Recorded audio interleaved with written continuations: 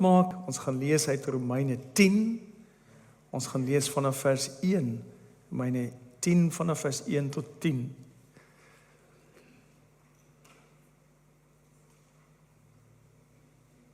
Ons het so 'n rukkie gelede gelees uit Romeine 8 en so gevorder. Ons is nou vanoggend saam lees ons uit Romeine 10, ook hierdie week een van die tekste wat baie gelowiges in die wêreld lees.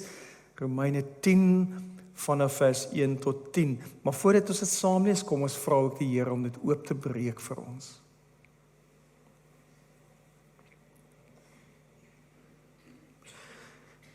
Hemelse Vader, op hierdie nasionale Vrouedag kom ons met dankbare harte na U toe. En dankie vir elke vrou wat U na U beeld geskep het. Elke moeder, elke ouma, dogter, suster, eggenoot, vriendin. Dankie vir die unieke gawes waarmee U hulle toegerus het. Liefde wat versorg, wysheid wat rigting gee, moed wat volhard en geloof wat bly hoop, selfs wanneer die pad moeilik word. Ons bring Here vandag al die vroue van ons land voor U. Ons bid vir die wat vreugde beleef, maar ook vir die wat swaar dra. U ken die vrou wat in stilte huil, wat oor haar kinders bekommerd is, wat eensaam is, wat siekte dra, wat geweld of onreg ervaar het, of wat moed verloor het. Wees U hulle skuilplek, trooster en sterkte. Omvou hulle met U liefde en laat hulle weet dat hulle kosbaar is in U oë. Ja, ons bid vir moeders wat hulle kinders grootmaak, vir vroue wat alleen verantwoordelikheid dra, vir weduwees, vir jong meisies wat nog hulle plek in die wêreld soek en vir oumas wie se wysheid geslagte verryk. Gee asseblief aan elkeen die genade om hulle roeping met vreugde en getrouheid uit te leef. En Here, aan ons manne, skenk asseblief aan ons mans in ons gemeenskap harte van respek en eer en liefde, sodat elke vrou met waardigheid behandel sal word. Laat ons as samelewing opstaan teen die reuse van mishandeling en vernedering en onreg. Maak ons, U kinders, instrumente van U vrede, waar geregtigheid en barmhartigheid mekaar ontmoet. Vader, en vorm die vroue van ons land na die voorbeeld van die godvreesende vroue, waarvan die skrif getuig. Vroue wat U vrees en dien, wat met wysheid praat, met sagmoedigheid leef, en met geloof die toekoms tegemoet gaan. Mag hulle ligdraers wees in hulle huise, in hulle kerke, hier in die gemeente, by hulle werkplek, in die gemeenskap. En dan bid ons Here ook vir die jong meisies, die dogters van Suid-Afrika. Bewaar hulle asseblief, Here. Bewaar hulle teen verkeerde invloede. Gee hulle die wysheid om hulle identiteit in U te vind en nie in die stemme van hierdie wêreld nie. Laat hulle groei tot vroue van karakter, integriteit, onwrikbare geloof. Here, laat U seën rus op elke vrou vandag. Vernuwe hulle krag, versterk hulle geloof en vul hulle harte met hoop. Mag hulle weet dat U saam met hulle stap elke dag, elke seisoen van die lewe. Dankie vir hulle, Here. Dankie ook, Here, dat ons U skrif kan oopmaak vandag. Dat ons kan verwag dat U met ons sal praat, dat U Uself aan ons sal openbaar. Ja, Here, ons het ander dag gehoor hoe ons kan luister na die stem van God. En dankie dat U stem nie stil is in ons lewens nie, dat ons die skrif kan oopmaak en dat ons kan verwag dat U met ons gaan praat. Ons bid nou, Here, Heilige Gees, dat U dit ook sal oopmaak vir ons, dat U ons harte ontvanklik sal maak en dat ons dit sal hoor en gehoorsaam. En dit vir ons alles in die naam van Jesus, ons Here. Amen. Romeine 10 vanaf vers 1. Broers en susters is inbegrepe, my hartewens en my gebed tot God vir my volk is dat hulle verlos mag word. Ek kan inderdaad vir hulle getuig dat hulle God met ywer dien, maar sonder insig, omdat hulle die geregtigheid wat van God afkom nie begryp nie en probeer om hulle eie geregtigheid tot stand te bring, het hulle nie onderwerp aan die geregtigheid wat van God afkom nie. Die einddoel van die wet is immers Christus, tot regverdiging van elkeen wat glo. Moses skryf immers van die geregtigheid wat op grond van die wet verkry word. Die mens wat hierdie dinge doen, sal hierdeur leef. Maar die regverdiging deur die geloof word so verwoord. Moenie in jou hart sê, wie sal na die hemel opgaan, met die bedoeling om Christus af te bring, of wie sal na die onpeilbare diepte afdaal, met die bedoeling om Christus uit die dood terug te bring nie. Nee, wat sê dit? Hier by jou is die woord, in jou mond en in jou hart. Dit is die woord van geloof wat ons verkondig. Want as jy met jou mond bely dat Jesus die Here is, en jy glo met jou hart dat God hom uit die dood opgewek het, sal jy verlos word. Want met die hart glo ons en word so regverdig verklaar. Met die mond bely ons en word so verlos. Kom ons kyk of ons dit kan verstaan.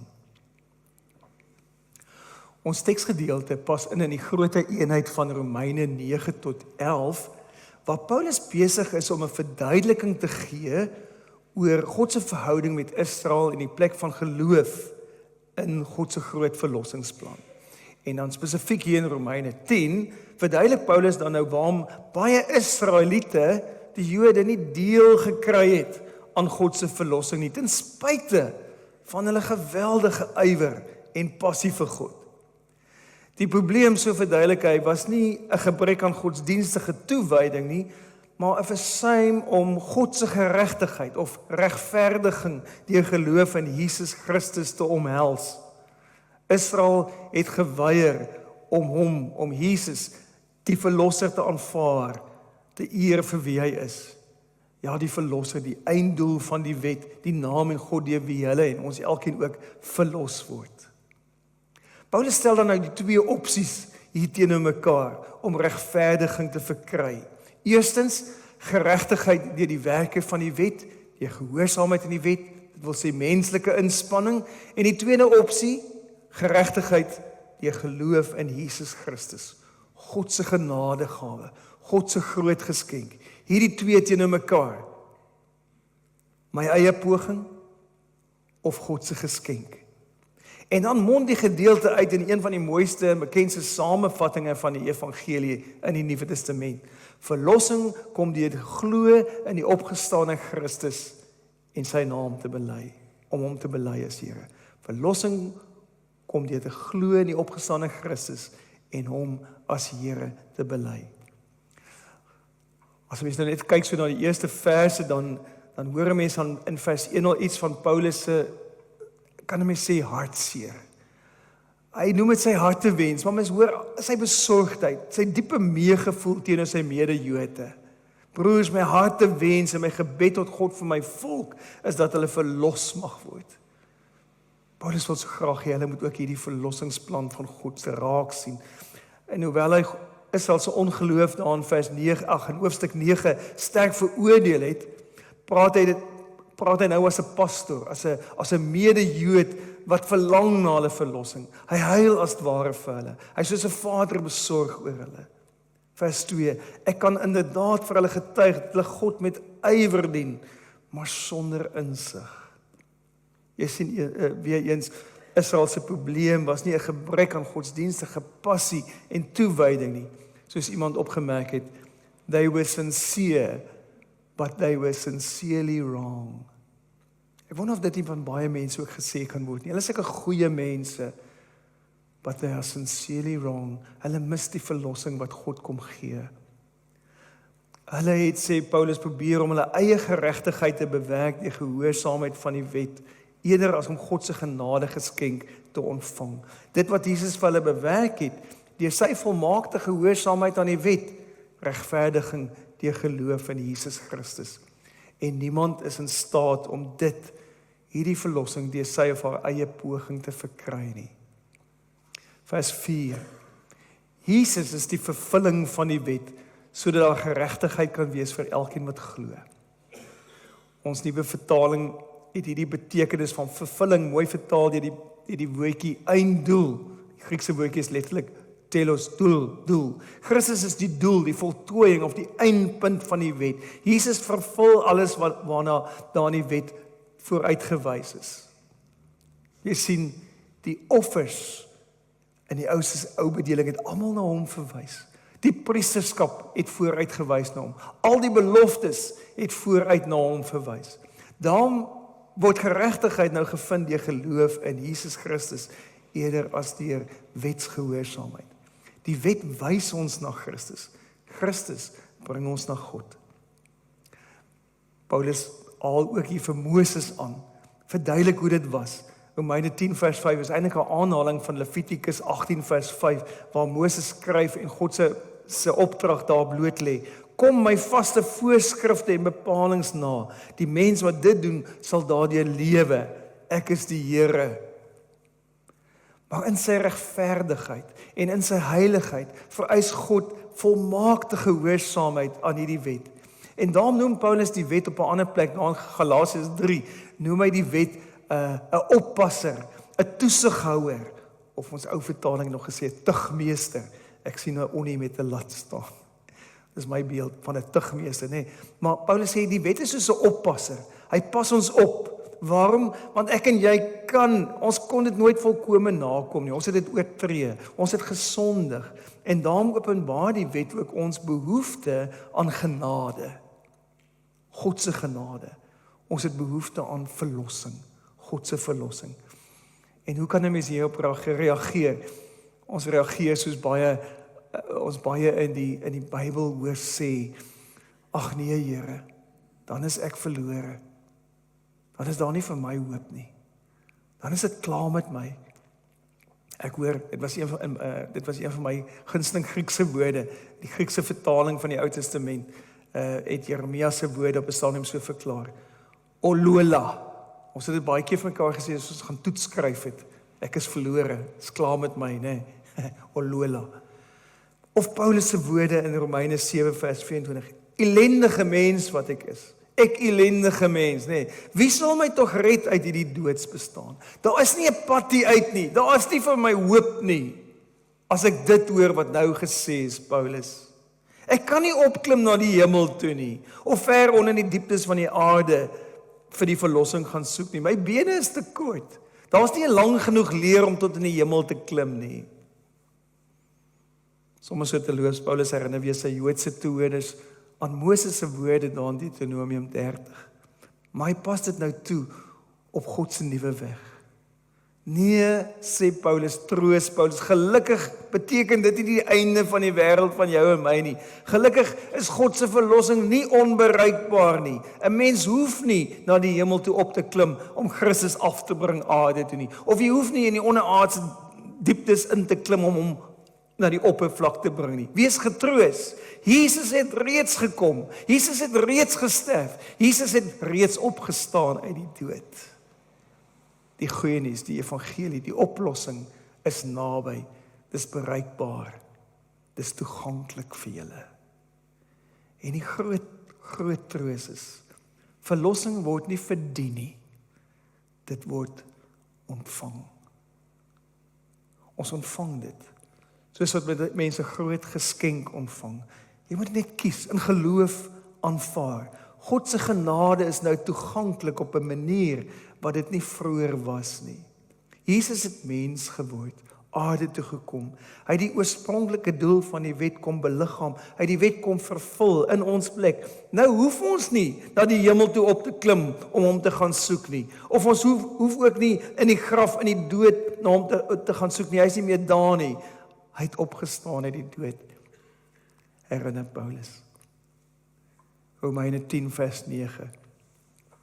As jy met jou mond bely dat Jesus die Here is en jy glo met jou hart dat God hom uit die dood opgewek het, sal jy verlos word. Romeine 10 vers 9. Ek dink ons moet dit memoriseer, hierdie versie. Gaan skryf dit uit op 'n papiertjie en memoriseer dit. Romeine 10 vers 9. As jy met jou mond bely dat Jesus die Here is en jy glo met jou hart dat God hom uit die dood opgewek het, sal jy verlos word. Romeine 10 vers 9. Kom ek sê dit weer. As jy met jou mond bely dat Jesus die Here is en jy glo met jou hart dat God hom uit die dood opgewek het, sal jy verlos word. Romeine 10 vers 9.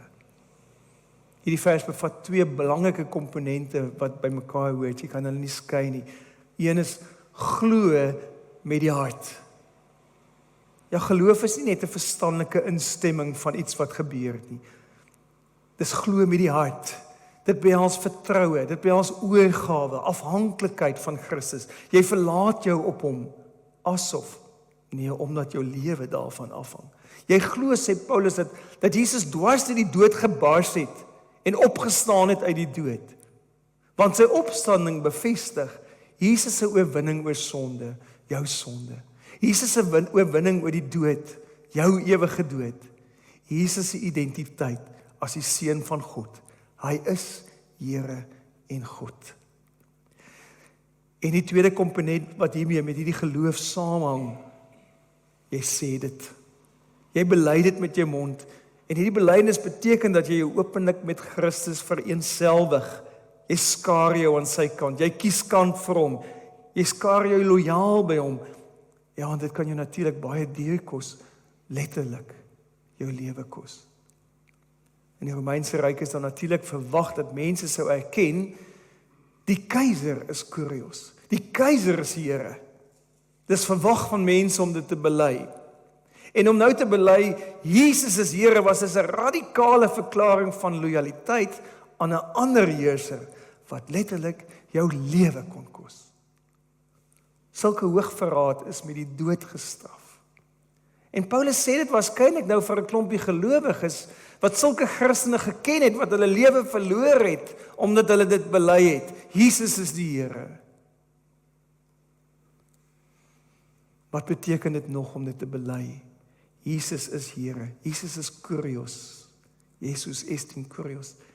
Dit beteken ek erken Jesus regeer. Hy het die seggenskap en heerskap by in my lewe. Hy is my baas, my eienaar. Dit is letterlik wat Kyrios beteken. Eienaar. Hy is my eienaar. Jesus het die hoogste gesag. Jesus verdien al my gehoorsaamheid, my onderdanigheid. Hy het gesag oor al die terreine van die lewe, ook my lewe. Om Jesus as Here te erken beteken, ek gee my planne, my verhoudinge, my huwelik, my gesin, my kinders, my bronne, my besittings, my tyd, my toekoms aan die Here oor. Ons kan lekker daaroor gaan gesels in ons klein groepe en ons Bybelstudiegroepe. Wat beteken dit as ek sê ek gee dit alles vir die Here? En ja, soos reeds gesê, dit beteken gehoorsaamheid. Die belydenis moet sigbaar word in die lewe van navolgingskap, in disippelskap, in gehoorsaamheid. En Jesus is Here beteken volkome vertroue. Here, ek vertrou U, al raak die omstandighede ook nou hoe moeilik. En is dit nie partymal moeilik om dit te bely as dit sleg gaan met my en jou nie? Here, U is Here, ek vertrou U. Ek vertrou dat U my vashou, dat U seggenskap het ook hieroor, dat U beheer het hieroor ook. U is Here. Jesus is Here beteken hy alleen is waardig om aanbid te word, want wanneer ek en jy as 'n gelowige bely dat Jesus Here is, verklaar ons sy goddelike identiteit. Hy verdien ons aanbidding. Hy is dit waardig. So miskien volgende keer as jy 'n loflied sing, sê vir jouself, Jesus is Here. Hy verdien dit. Ek buig myself voor hom. Hierdie boodskap van verlossing deur geloof in hierdie verlossende Here is vir almal, herinner Paulus. Hierdie verlossing word deur God self gewaarborg aan elkeen wat hoor en glo. Ons het nou nie gelees tot by vers 11 nie. Maar Paulus fokus daarop die trou, die waarheid van God deur te sê, die skrif sê tog niemand wat in hom glo sal teleurgestel word nie, of ons nuwe vertaling sê beskaamd staan nie. Elkeen wat hom aanroep, sal hy hoor, sal hy dit gee. Jesus Christus is die fondament van die verlossing en God skenk dit aan almal wat glo. God bewerk hierdie verlossing en sluit niemand uit wat na hom roep om verlossing nie. Iemand vertel die baie mooi storie van 'n bedelaar wat 'n ou klasmaat ontmoet. En hy sien dadelik 'n geleentheid om ietsie te bedel. En sonder skroom haal die klasmaat sy chequeboek uit en hy skryf 'n cheque uit. Dit was nog die dae van chequeboeke. Skryf hy 'n cheque uit vir R1000 en hy sê vir hom, gebruik dit asseblief om jou lewe te verander. by die bank gekom met die cheque. Hy weet die bedelaar daar by die deur om in te gaan en die cheque te gaan wissel. Want hy is vuil, hy is vervlenterd, hy ruik nie lekker nie. Hy draai om, ten einde laaste skaam, bedremmeld, hy wissel nie die cheque nie. Die volgende dag toe loop die twee mekaar weer raak en die bedelaar erken nou teenoor sy ou klasmaat waarom hy nie die cheque gewissel het nie. En die klasmaat se reaksie was, jou klere, jou reuk of jou toestand bepaal nie die waarde van die cheque nie. My handtekening daarop bepaal die waarde van die cheque. Op dieselfde wyse stort God sy goddelike barmhartigheid oor almal uit, ongeag wie of wat hulle is, ongeag wie jy is, of hoe jou verlede lyk. God kom stort dit uit, staan self in vir hierdie waarborg. Sy handtekening staan op. Wat maak ek en jy nou met hierdie teks? Veral ook wanneer ek alreeds vir Jesus aangeroep het en gegryp het na sy genadige verlossing, soos ek glo die meeste van julle hier is. Of dalk het jy nog nie die weg gekies nie. Of dalk worstel jy nog met 'n klomp onsekerheid, omdat jy nog altyd gewonder het, of jy genoeg gedoen het, of jy gehoorsaam genoeg was of is.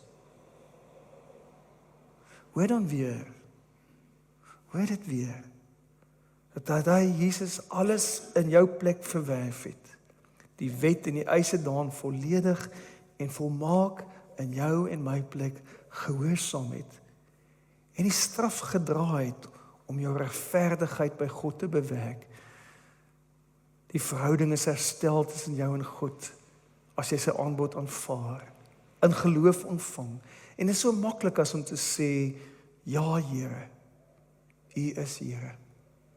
Ek glo U, ek glo dit, ek vertrou U, ek laat my oor aan U genade. As jy nog nie het nie, dan staan God ook met daardie uitnodiging voor jou vanoggend. Doen dit gerus in jou hart. Of dalk wil jy nog eers die koste bereken, wat ook reg is. Of opnuut bereken. Partymal moet ons opnuut die koste bereken, ons wat reeds gegryp het. My kollega het my gehelp preek maak die week, my bekend gestel in 'n mooi boekie van John Ortberg. Dalk moet ek en jy net weer die koste bereken van die belangrikste keuse wat ons in ons lewe maak of gemaak het. Wie sal ek bely as Here? Wie sal ek volg? Dalk wonder jy nog of die koste nie dalk te hoog is nie. Sê Jesus dan nie in Lukas 14, vers 26-27. As iemand na my kom en my nie lief het, bo sy vader en moeder en vrou en kinders en broers en susters, ja selfs sy eie lewe nie, kan hy my disipel nie wees nie. Wie sy eie kruis nie dra en my volg nie, kan nie my disipel wees nie. Die ou vertaling het dit eintlik reg vertaal, letterlik vertaal, as iemand na my toe kom en hy haat nie sy pa en ma nie. Nee, haat. Dis hom sterk, maar dis wat letterlik hier staan. Natuurlik eis Jesus nie dat jy jou familielede moet haat nie.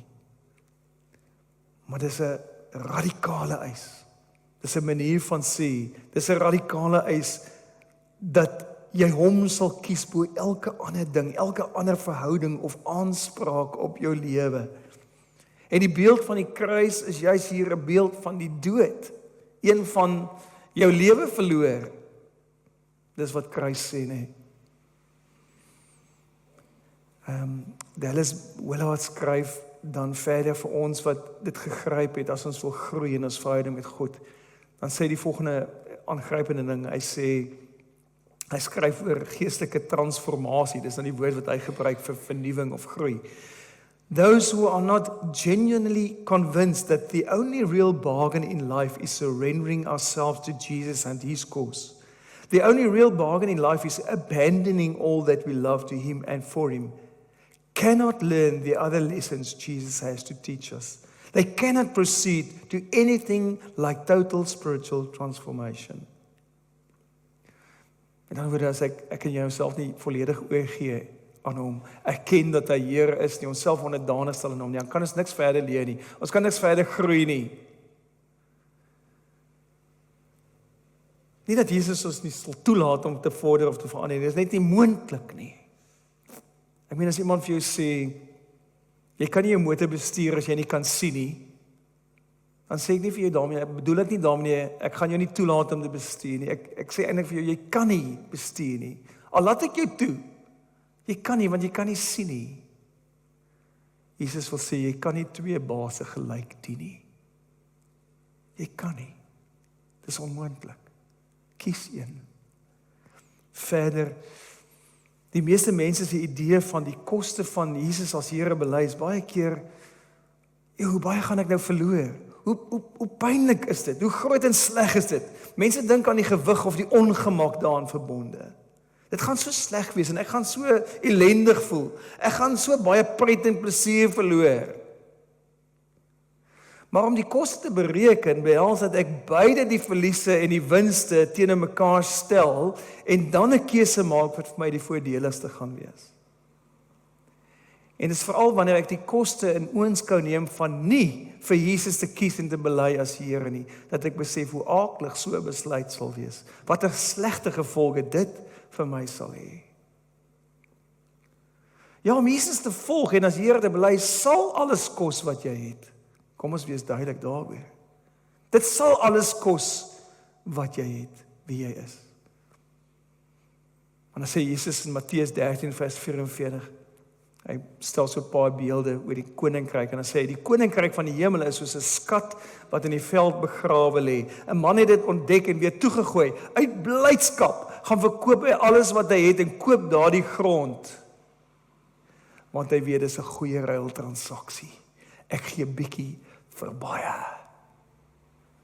Die message vertaling sê, the finder is ecstatic. What a find! Klink dit na 'n slegte deal? As jy die dinge, jou offers en die groot skat teenoor mekaar opweeg, klink dit enigstens na 'n groot offer. Of soos John Ortberg dit verwoord, hy sê, does this seem like a bad deal to you? Wat sal dit my kos om Jesus as Here te bely? Wat is die koste? Wel, alles, my tyd, my besittings, my bronne, my drome, ambisies, my verhoudinge, my eie wil en manier van doen, die toegee aan al my begeertes waaraan wanneer ek wil, dit sal alles kos. En hieroor moet ek duidelikheid hê. Maar wat is die wins? Wat is die wins as ek Jesus as Here bely? Wel, net vir een, ek sal vergifnis ontvang, vriendskap met Jesus. Ek sal nooit alleen wees nie. Ek sal ryker wees aan wysheid. Ek sal aan 'n gemeenskap, Jesus se huisgesin behoort. Ek sal transformasie, verandering, groei beleef. Ek sal die Heilige Gees van God in my lewe hê en vrede en vreugde ken. Ek sal 'n doel hê vir my lewe in hierdie lewe en hoop vir lewe na hierdie lewe. Net om 'n paar dinge maar te noem. Ons almal volg een of ander weg. Op watter gronde baseer jy jou keuse vir die weg waarop jy loop? Elkeen van ons moet kies waar ons tyd gaan belê, ons bronne, ons lewe. Ons almal dien iemand of iets. Ons almal is van iemand 'n disipel. Maar waarop grond jy jou keuses? Aan die ander kant, wat is die koste van nie hierdie Here wat ons so lief het en gekom het om ons te verlos, te bely en te volg nie? Wel vir een, geen belofte van vergifnis nie, geen goddelike leiding nie. Ek is uitgelewer aan die genade en die gevolge van my eie keuses en begeertes. Ek leef met afguns en bitterheid en selfverwyd en onvergenoegdheid, voortdurende verhoudingsbreuke, wegkruip, skande, geen lewensdoel nie, vrees vir die dood, om maar net 'n paar te noem.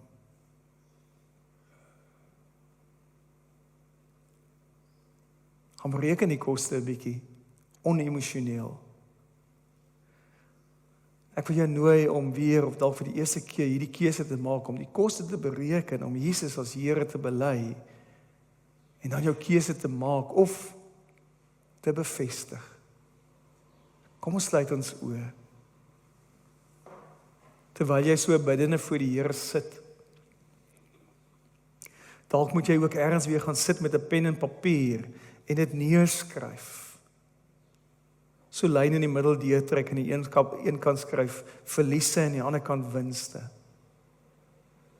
Stel dit teenoor mekaar en maak 'n onemosionele ingeligte keuse, sodat jou besluit gegrond is op iets sterker as emosie in die oomblik. Sit jou rekenkundige hoed op en bereken die koste van Jesus bely as Here, as die Here van jou lewe.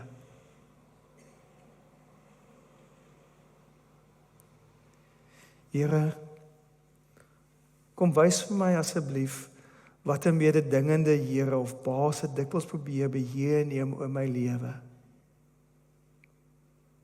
Openbaar dit aan my en laat my weer vir U kies.